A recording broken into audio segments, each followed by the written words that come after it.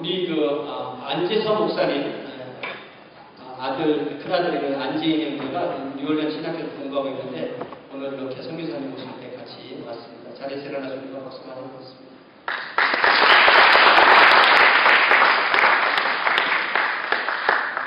이 시간에 우리 선교사님께서 나오셔서 내 백성이 경비하여라는 제목으로 말씀을 전해 주시겠습니다. 많은 은혜 받으십니다.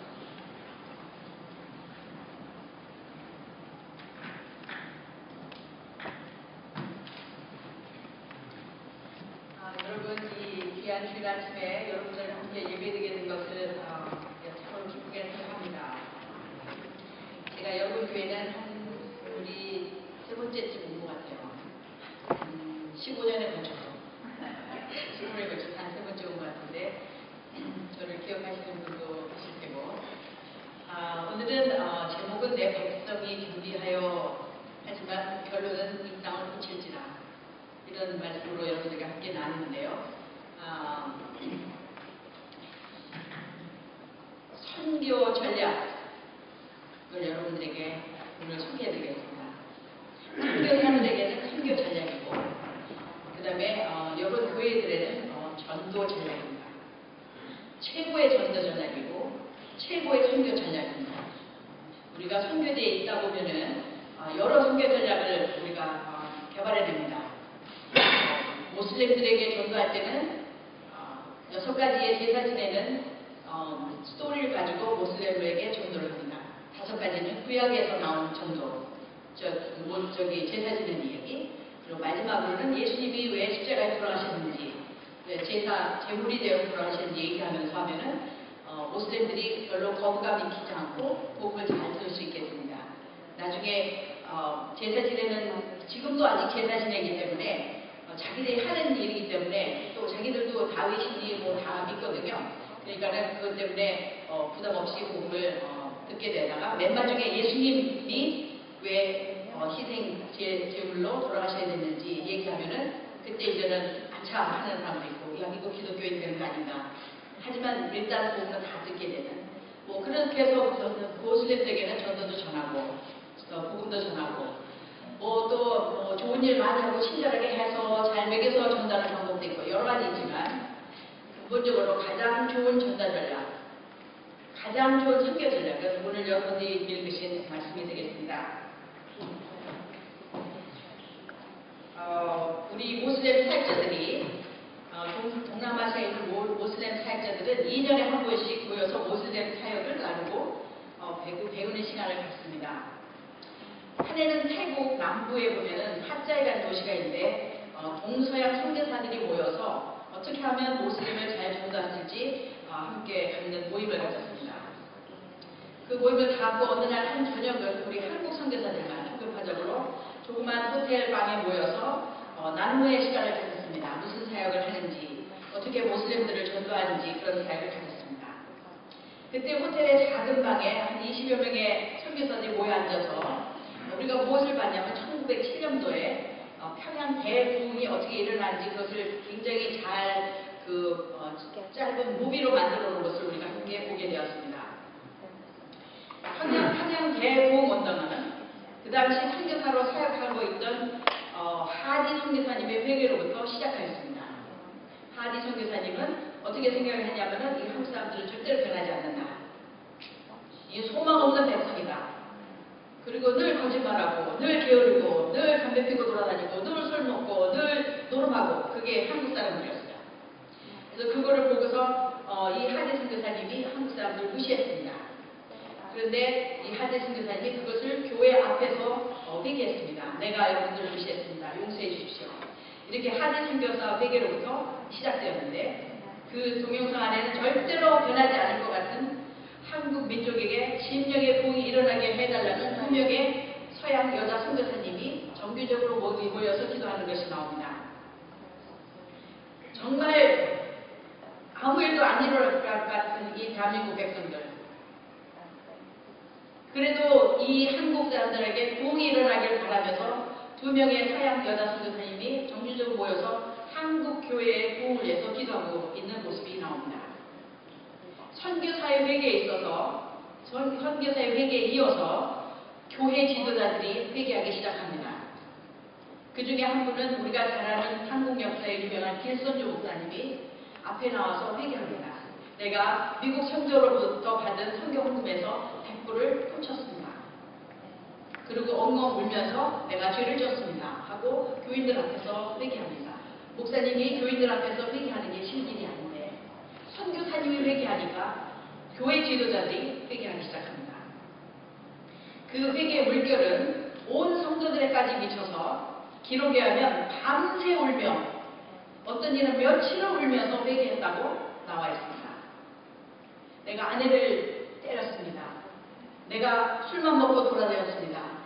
뭐 그런 모든 그 회개를 성도들 사이에서 일어나기 시작합니다. 평양 대부흥운동은 회개함으로 시작된 것을 우리가 볼 수 있습니다. 동영상을 보고 있던 우리 선교사들은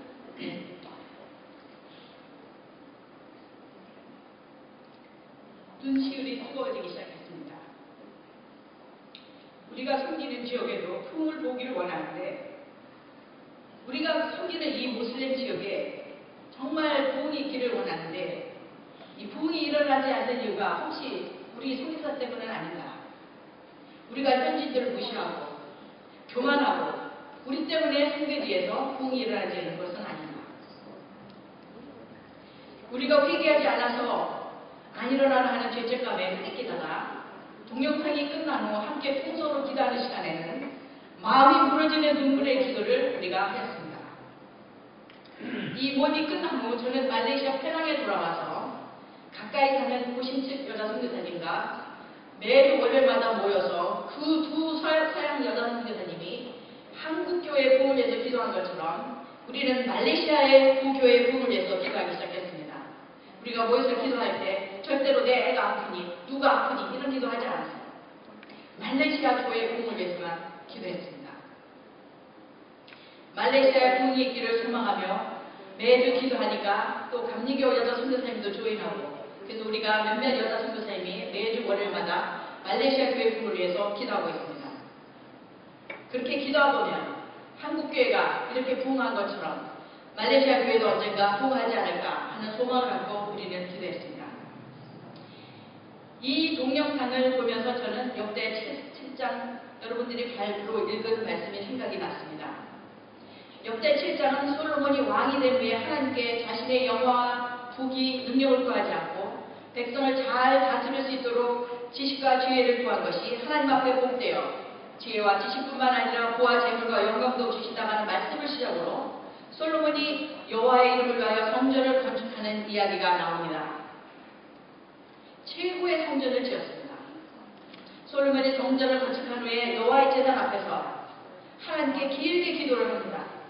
이 기도가 마치자마자 불이 하늘에서 내려와서 그 번제물과 제물들을 사르고 여호와의 영광이 그 성전에 가득하고 이스라엘 백성은 땅에 엎드려 경배하였다고 7장에 쓰여 있습니다. 솔로몬의 성전의 낙성식은 여러분도 정말 아름답고 귀엽고 코지한 교회를 세워놓으셨는데 그렇게 성전을 씌워놓고 낙성식을 7일 동안 하였습니다. 그 긴 기도 후에 밤에 하나님께서는 솔로몬의 기도에 응답하시기 위해서 꿈에 나타나셨습니다. 주께서 뭐라고 말씀하셨냐면 내가 이미 내 기도를 듣고 이곳을 택하여 내게 제사하는 성전을 삼았으니 혹 내가 하늘을 닫고 비를 내리지 아니하거나 혹 맹둥이들에게 토산을 먹게 하거나 혹 전염병이 내 백성 가운데 유행하게 될 때에 이 말은 다시 말하면 기이한 현상이 일어날 때 이 땅에 재앙이 일어날 때 뭔가 잘못되어 가고 있을 때 세월호 같은 사건이 일어날 때에 그럴 때 14절에 보면 내 이름으로 일컫는 내 백성이 내 백성은 하나님의 형상을 따라 지어진 인물들입니다. 우리가 컴퓨터에 보면 아이콘이 있죠. 아이콘. 그래서 베트뉴리 중앙교회라는 그 아이콘을 탁 누르면 이 교회 웹페이지가 뜹니다. 그렇죠? 페이스북에 에프라고슨 포르케 되는 걸 탁 누르면 그 아이콘 누르면 페이스북이 뜹니다. 우리가 하나님의 형상으로 지음받았다는 말은 우리를 꾹 누르면 하나님의 형상이 떠야 되는 겁니다. 아이콘이에요. 우리가 아이콘 오브 갓. 주의 백성은 아이콘 오브 갓입니다. 하나님의 아이콘. 그래서 우리의 삶을, 우리의 생각을, 우리의 뜻을, 우리의 행동을, 우리를 꾹 누르면 하나님의 형상이 나와야 되는 겁니다. 근데 우리를 하나님의 형상으로 지어진 우리를 꾹 눌렀을 때에 세상적인 사람, 성공주의, 부귀나 구하라고 돈이나 많이 벌기 바라는 세속주의가 뜬다면 우리는 하나님의 형상이 아닌 겁니다. 내 백성이 해야 될 일 몇 가지가 있어요. 내 백성이 그들의 악한 길에서 떠나. 내 백성이 누구입니까? 이스라엘 백성, 여러분들이에요. 하나님을 믿는다는 하나님의 백성들이 악한 길에서 떠나. 도대체 무슨 악한 일을 가지고 악한 길이라고 하는지. 하나님 앞에서 악한 것은 내 인생의 주인이 여전히 내가 되어서 내 하고 싶은 대로 내 원하는 대로 사는 인본주의적인 삶을 말합니다. 하나님 예수 그리스도를 구세주와 주님으로 믿었다는 말은 내 죄 때문에 내 죄를 대신해서 십자가에 못 박혀 돌아가셔서 내 죄가 용서받아서 나중에 천국 간다는 말이요. 또 주님으로 또 로드로 믿었다는 말은 내 인생의 주인이 더 이상 내가 아니고 예수님이 내 주인이다 이런 말입니다. 근데 예수님을 믿고 침례 받고 나서도 여전히 내 느끼는 대로, 내 감정대로, 내 원하는 대로, 내가 하고 싶은 대로 하나님의 말씀을 앞세우는 게 아니라 하나님 말씀 앞에 내가 더 앞서서 하나님의 말씀을 무시하고 내 마음대로 사는 거. 그건 예수님 안 믿는 겁니다, 여러분. 대한민국 교회가 왜 지금 개독교가 됐습니까? 내가 주인 돼서 여전히 살기 때문에. 내가 주인 되면 정말 더러운 짓만 합니다, 여러분. 여러분들 잘 보세요. 내 속에는 교만과 음란과 자만과 욕심과 질투와 더러운 것 잔뜩 들어있는 게 납니다. 그런데 내가 주인 돼서 내 인생을 살면 하나님 뜻대로 살지 않는 거죠. 그것이 악한 겁니다. 내가 여전히 돼서 내 맘대로 사는 거, 내 뜻대로 사는 거, 그게 악한 겁니다. 이런 삶은 하나님이 원하시는 것이 무엇인지는 안중에 없고 자기의 좋을 대로 자신을 섬기면서 사는 삶입니다. 내가 주인 됐으니까 내가 하나님인 거예요. 그건 우상입니다. 우상. 하나님이 제일 싫어하는 죄. 천사장이었다가 사탄이 된 루시퍼가 지은 죄입니다. 루시퍼가 천사장이었어요. 가장 아름다운 찬란한 천사였다가 자기가 하나님처럼 되고 싶은 바람에 떨어져서 된 게 사탄 아닙니까, 여러분? 사탄이 짓는 죄. 사탄처럼 사는 거. 내가 주인 돼서 사는 거. 우리 기독교가 빛과 소금의 역할을 감당하지 못하니 땅에 버려 발표를 받는 것입니다. 이전에는 그래도 목사님 하면은 불교도들도 예의를 피했습니다. 안 믿는 사람도 목사님 하면 하나님의 종이다 해서 예의를 피했어요. 요즘 어디 가서 목사님 말하기가 창피할 정도로 한국 기독교는 부패하고 더러워졌고 하나님과 관계가 먼 그런 자리에 있는 것을 봅니다. 주님은 악한 길에서 떠나라고 하십니다. 주인을 바꿔야 됩니다. 예수님을 제자리에 갖다 놓으셔야 됩니다. 그리스도 중심적인 삶을 사는 것이 악한 길에서 떠나는 것입니다. 그의 의가 통하는 삶, 그의 뜻이 우리의 삶 속에서 나타나는 삶, 내 삶을 누르면 하나님의 형상이 탁 뜨는 삶, 그게 기독교인 아닙니까, 여러분? 그게 정도 아닙니까? 악한 길에서 떠나고, 두 번째, 스스로 낮추고 겸손하여 자기를 섬기는 것이 그만입니다. 내가 하나님처럼 되려고 하는 거니까. 자기 생각을 섬기고 자기 감정을 섬기고 내 감정대로 막 하는 거예요. 감정대로 그냥. 감정대로 손질도 내고 감정대로 바람도 피우고 자기 감정을 섬기고 자기 계획을 관찰하는 것은 교만입니다. 내가 하나님보다 낫다고 하는 것이요, 내 계획이 하나님의 계획보다 더 중요하다고 말하는 것이기 때문에 그것은 교만입니다. 하나님 앞에 자기를 내려놓고 주의 뜻이 이루어지기를 바라는 태도가 스스로 자기를 낮추는 태도입니다. 이것이 겸손한 태도입니다. 자기를 내려놓고 하나님의 뜻이 더 귀합니다 하는 태도가 겸손한 태도입니다. 또 할 것이 있습니다. 그렇게 한 다음에 기도하여 내 얼굴을 찾으며, 주님의 얼굴을 찾는다는 말은 주님의 뜻을 찾는다는 말입니다. 주께서 우리로부터 당신의 얼굴을 돌리는 것은, 우리를 쳐다보지 않는 것은 그것은 우리에게 재앙입니다. 구약의 모든 이스라엘의 역사를 보면은 그들이 악한 길에 있을 때보다 하나님께서 얼굴을 돌리셨어요. 안 돌리셨습니다. 그리고 망했습니다. 옆 나라가 쳐들어와서 망하고 죽임 망하고.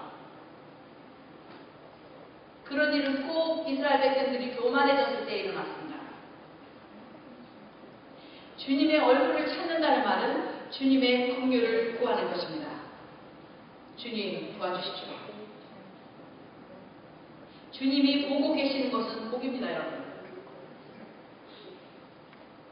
부끄럽지만 제가 한 점을 합니다. 제가 선교지로 가기 전에 10평짜리 주공 아파트를 하나 가지고 있었어요. 대전시 중리동에 백사동 101호였습니다. 10평이니까 방 하나 조그맣게 있고 욕실 하나 있고 뭐 아주 리빙룸도 그냥 코딱지 하나 있고 뭐 그런 거였어요.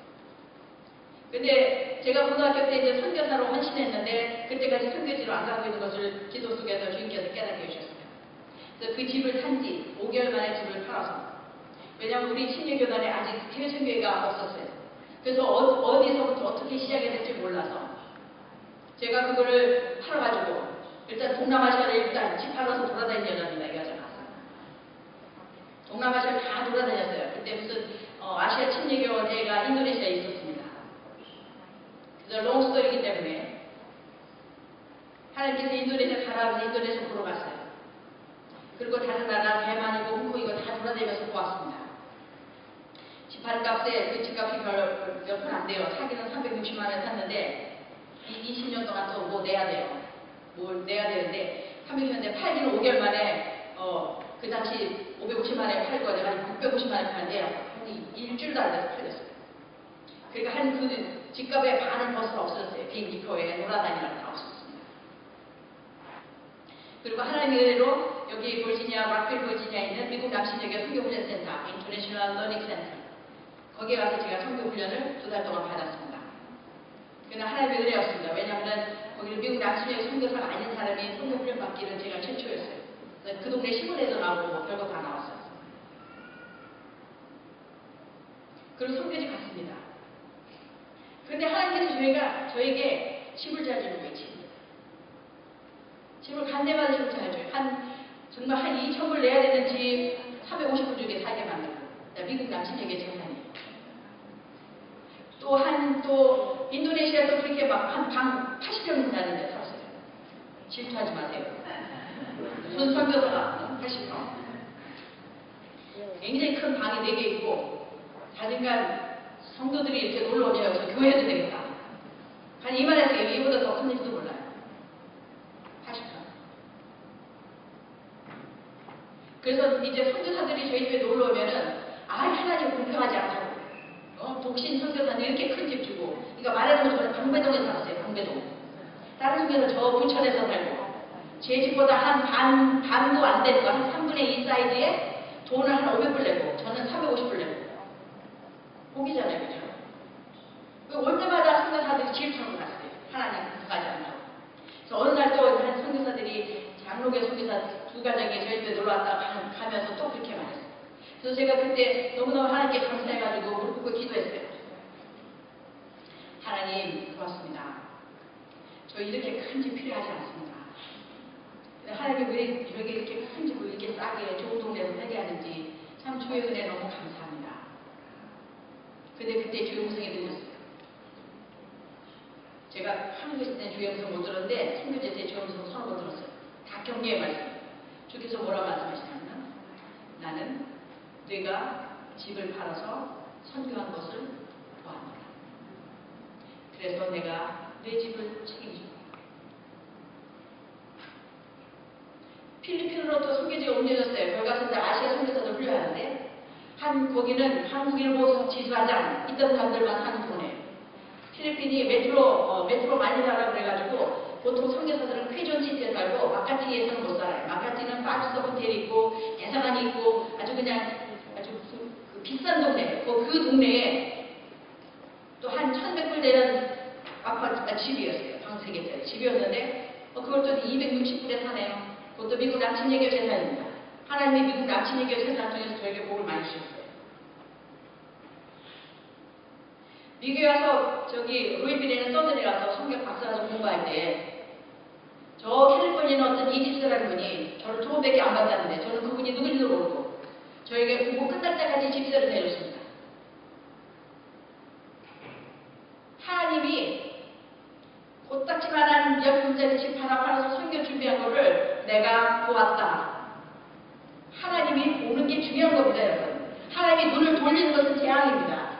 그 다음부터 지금까지 제가 지난 1월부터 4월 25일까지 뉴올리언스青年신학대학에서 보내는데 거기에 미셔너리 하우징이 있어요. 아주 그냥 퍼니처도 너무너무 예쁘게 잘 해놔요. 미국 남친예교 선교사들만 올 수 있는 곳입니다. 강의를 하거나 학교에서 공부하는 선교사들이 쓸 수 있는 곳이에요. 전 강의도 안 하고 책 쓴다고 와서 앉아있는데 4개월 동안 공짜로 살고 있습니다. 유틸리티 값은 내놔 했더니 그거는 또 뉴올리언스 제일 친육에서 다 내줘가지고 제가 아무것도 안 내고 하나님이 한 10년 동안에 잠깐 와 있는데도 하나님이 집을 책임져 주시고 하나님이 내가 너희 집을 책임져라. 제가 이제 은퇴하고 돌아갈 일은 7월밖에 안 남았는데 하나님 집 준비해 놓으신 줄 제가 믿고 있습니다. 내가 집을 팔아서 선교를 준비한 것을 보았노라. 제가 지금 25년 지났거든요. 제가 선교직 한 지 지난 11월 2일 날 25년 동안 집에 축복을 받고 살고 있는 여인입니다. 질투하십시오, 여러분. 하나님 보게 하셔야 됩니다. 하나님 보게. 그때 헌금에 대한 필라소피 테올로지가 제가 바뀌었어요. 하나님 뜻대로 쓰는 돈은 하나님 보시는구나. 몰래 가난한 형제를 도운 돈, 헌금한 돈도 보시지만은 그렇게 남을 돕기 위해서 도운 돈 하나님 보시는구나. 하나님 보기만 하면 됩니다. 너희가 악한 길에서 떠나 스스로 겸비하여 내 얼굴을 찾으면 하나님께서 뭐라 하시면 내가 하늘에서 듣고 그들의 죄를 사시며 그들의 땅을 고쳐주라. 우리의 땅을 고쳐준다는 말은 회복시켜준다는 말입니다.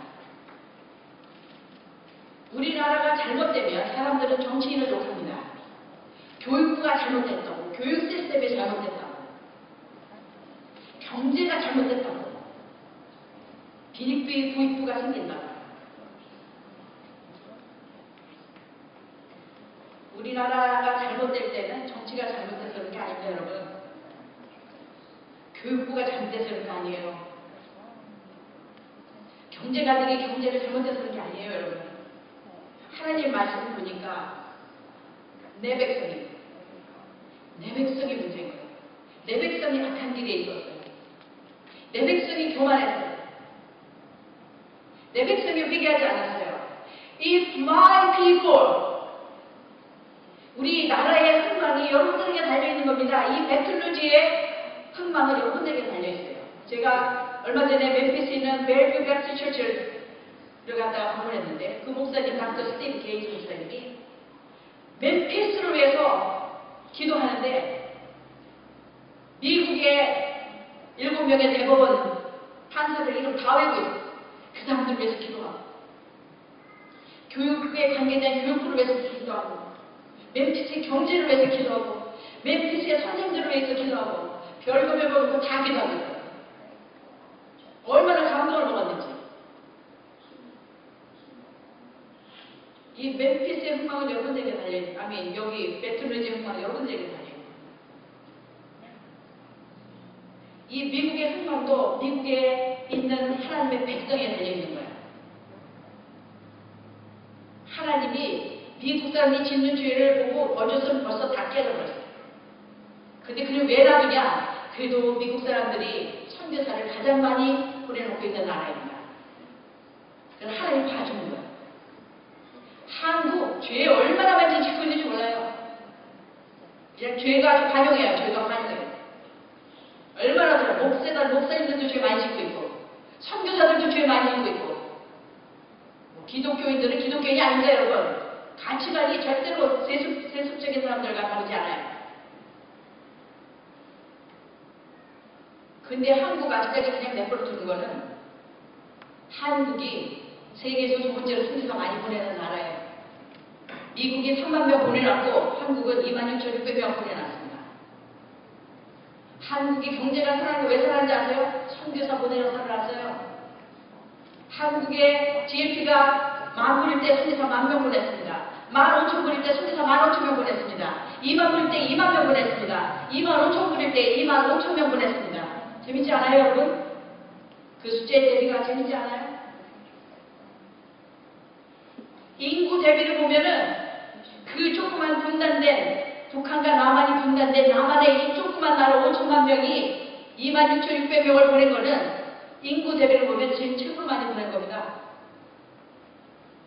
한 10여 년 전에 미국 선교 지도자들이 세계 선교 상황 지도를 만들었습니다. 세계 선교 상황 지도에다가 선교가 그래도 잘 돼서 그 지들끼리 그래도 전도가 되는 나라는 초록색으로 칠하고, 그 다음에 아직 선교가 돼서 교회가 있지만 지들끼리 선교가 복음을 전하는 게 잘 안 되는 나라는 노란색으로 칠하고, 그 다음에 이거는 선교 지들끼리는 안 된다, 선교사 꼭 가서 전해야 된다, 빨간색으로 칠했어요. 제가 아시아만 이렇게 보았더니 저 인도의 나가랜드라는 지역에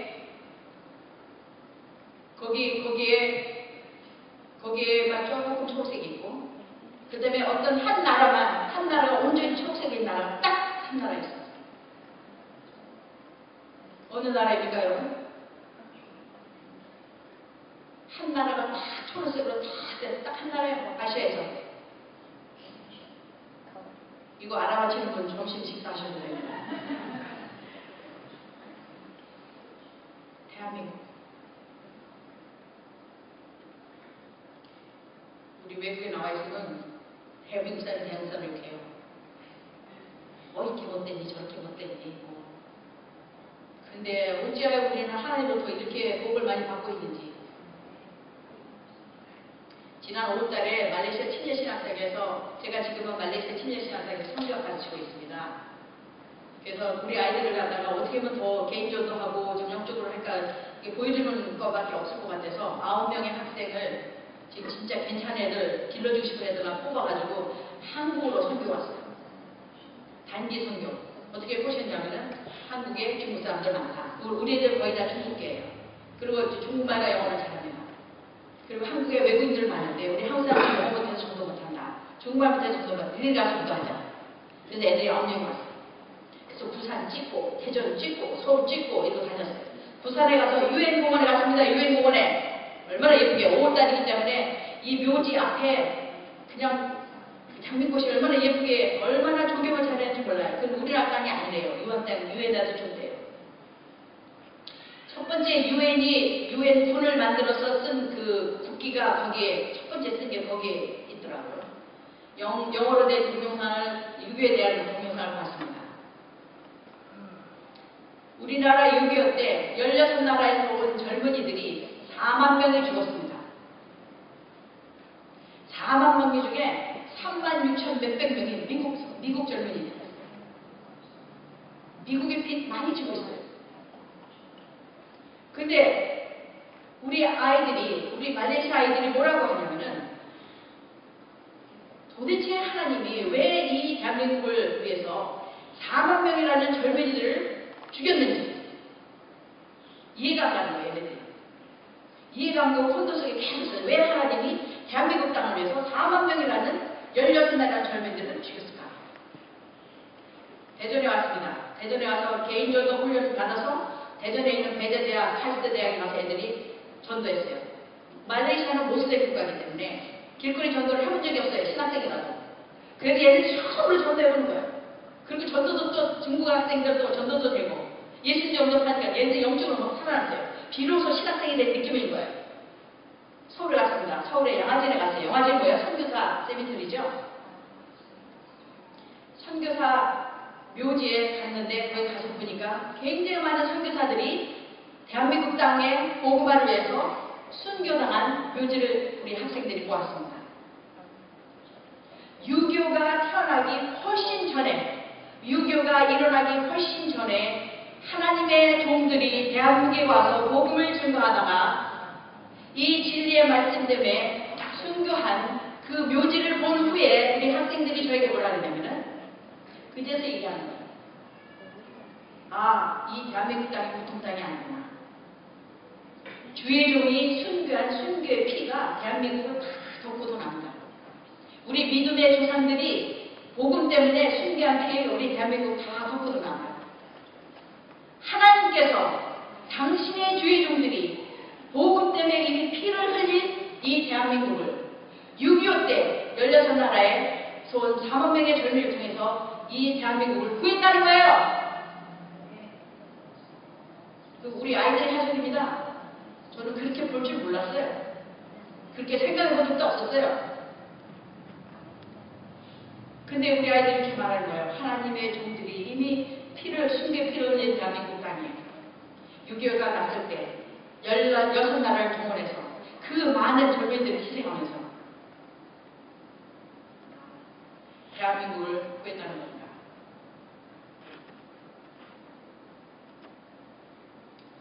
제가 그 묘지를 쳐다보면서 그 16나라 말로 다 땡깡할 수 없고 16나라 말 알지도 못하고 그래도 국제적인 언어, 영어로 그 묘지를 바라보면서 내가 Thank you for serving my country. Thank you for your sacrifice. 제가 외쳤어요. 고맙다. 우리나라를 위해서 이렇게 너희들의 생명을 바쳐줬어. 그 후에 6.25 때 하나님이 우리나라를 구한 다음에 하나님의 계획이 있잖아요. 26,600명의 선교사가 나갔잖아요. 하나님이 한국교회를 통해서 세계 선교를 하려는 하나님의 계획이 있었잖아요. 여러분 사형리 들고 다니면서 하나님과 화목하는 길 여러분 들고 다니면 전도 안 됩니다 여러분. 우리 삶으로 보여줘야 돼요. 우리 삶으로. 아, 저 사람은 뭔지 뭔가 달라. 참 겸손해. 참 정직해. 가난한 사람 보면 그냥 자기 이익 때문에 쌈질하고 그런 모습 보이시면 안 되죠. 돈 조금 벌었다고 교만하고 그러면 안 되죠. 교회 안에서도 그러면 안 되죠, 여러분. 누군가가 정말 헌금을 많이 해서 이 교회가 지어진 줄 압니다. 조금 없는 사람 조금 했을 거고 많은 사람 많이 해, 내가 많이 했다. 그런 생각하시면 안 됩니다, 여러분. 저주입니다, 여러분. 하나님이 나에게 많이 맡겼으니 내가 하나님께 들을 수 있어서 내게는 영광이다. 그러셔야죠. 그런 스피릿이 돌면 하나님이 이 교회를 볼 때 얼마나 아름답겠습니까? 그리고 서로 진짜 사랑하는 모습 보고 격려하는 모습 얼마나 바깥에서 저절로 교회 오고 싶은 거죠. 향기가 나는 겁니다. 그리스도의 빛이 보이는 거예요.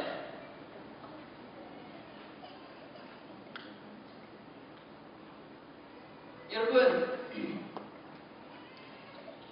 그 미국에서 유명한 존 파이퍼라는 목사님께서 쓰신 책이 있습니다. 영어로는 Don't waste your life. 내 인생을 낭비하지 말라.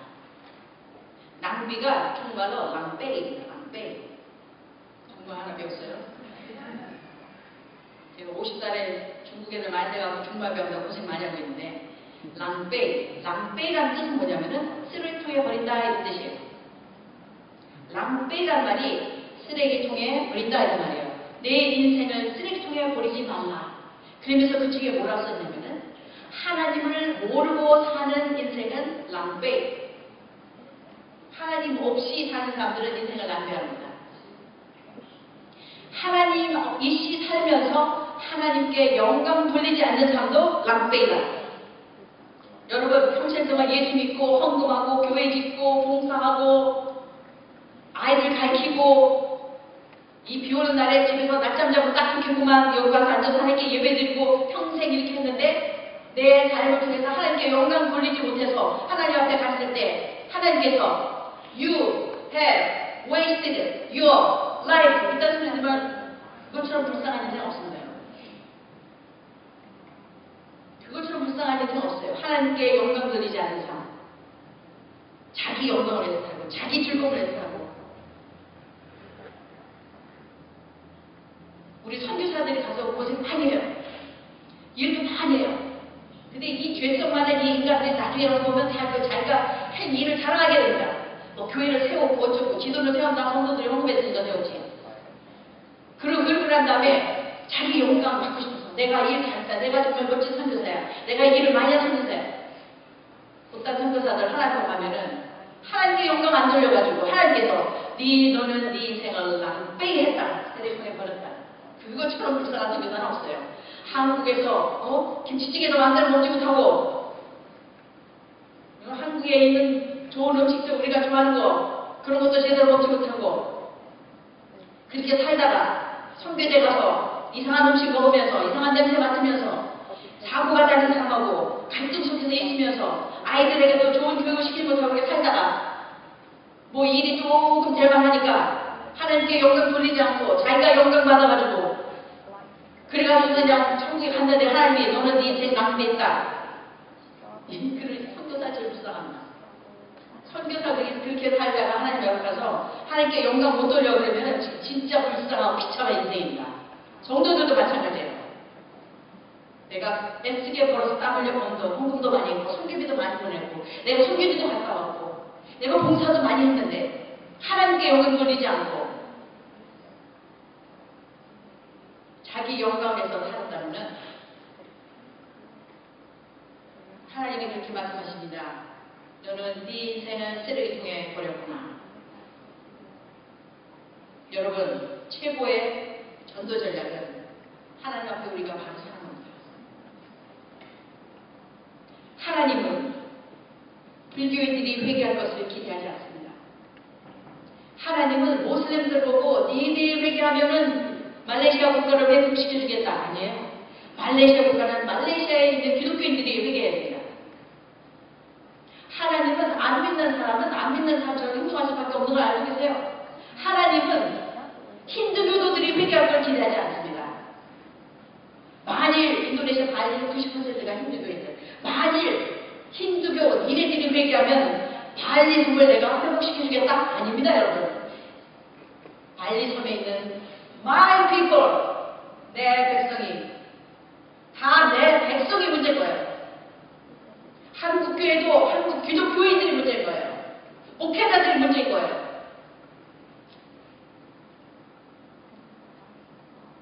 최고의 전대 전략, 최고의 선교 전략 여러분들에게 가르쳐줬습니다. 심령의 부흥도 마찬가지입니다. 항상 부흥은 회개부터 시작돼요.